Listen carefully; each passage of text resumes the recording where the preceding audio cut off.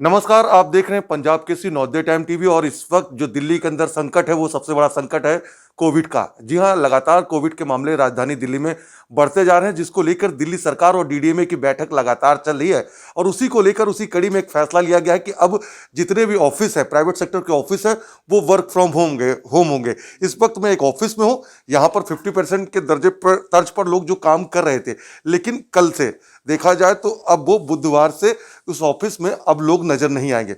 किस तरीके की लोगों की सोच है, क्योंकि लगातार 2021 में भी कोविड की मार सभी लोगों ने झेली थी, खास तौर पर प्राइवेट सेक्टर, क्योंकि वर्क फ्रॉम होम लगातार वो लोग कर रहे थे।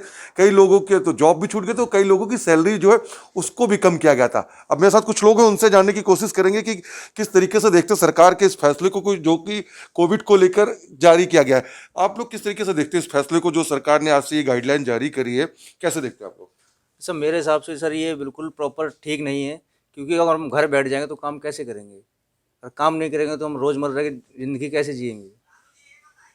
आज जिस तरीके से आप लोग आते हैं अब इस ऑफिस में, पहले कितने लोग थे और अभी कितने लोग हैं आप लोग? अभी तो हम एज पर गवर्नमेंट नॉर्म्स हम 50% पे काम कर रहे हैं। हमारे पास खुद वर्कलोड इतना बढ़ गया है, जहाँ 3 बंदे थे वहाँ 1 बंदा काम कर रहा है इस समय।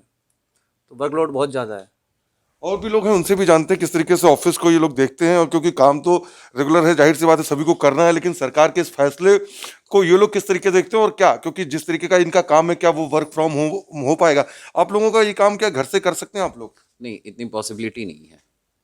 एक्चुअली हमें यहीं आके करना पड़ेगा, क्योंकि हम सिस्टम, एक लैपटॉप है, प्रिंटर, स्कैनर, ये सारी चीज़ें अपने घर पे उठा के नहीं ले जा सकते। और हमारे घर पे कुरियर पार्टनर्स नहीं आ सकते हैं पैकेट लेने के लिए। हमारा वेयर हाउस है, इतना सामान है जिसको हम उठा के घर नहीं ले जा सकते। हमें अपने ऑफिस में ही काम करना पड़ेगा। डेली पैकिंग होती है हमारे ऑफिस में, और डेली कम से कम 1000 पीसेस जो प्रोडक्ट हैं, जो ऑनलाइन के प्रोडक्ट हैं, वो पैक होते हैं।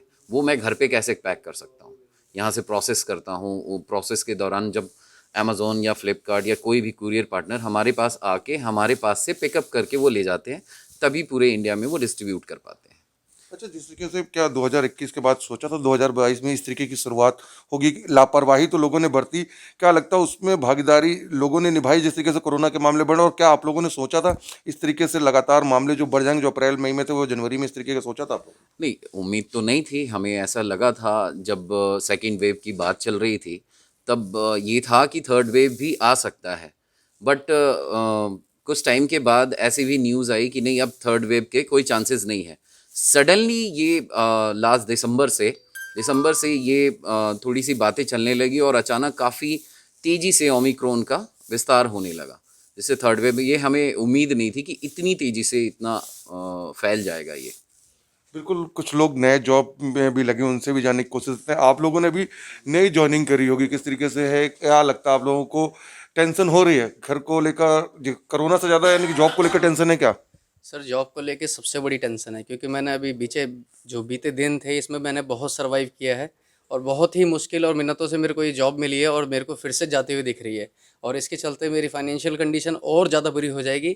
और मुझे लगता है सरकार ने जो सैकड़ों अरबों रुपया खर्च किया है वैक्सीनेशन पे, इसमें ये बिल्कुल इसका ज़ीरो रिजल्ट है, जिसका कोई भी परिणाम नहीं आया है। सबको वैसे के वैसे ही फॉलो रूल करने पड़ रहे हैं, क्योंकि वैक्सीन अगर लगी है लोगों को तो इसका कुछ रिजल्ट भी आना चाहिए था। ये बिल्कुल वेस्ट था, मनी वेस्ट था, टाइम वेस्ट था, सब कुछ वेस्ट था। और वैसे के वैसे वही सिचुएशन, उससे गंदी सिचुएशन सरकार फिर से क्रिएट कर रही है। तो ऐसा ना करे, मेरे कहना ये है।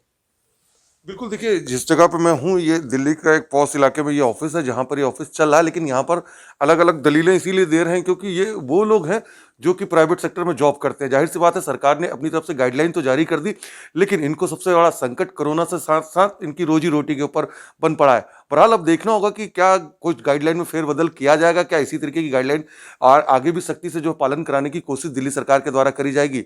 देश दुनिया की तमाम खबरों को देखने के लिए बने रहिए पंजाब केसरी टीवी के लिए। मैं दिल्ली से राकेश सोनी।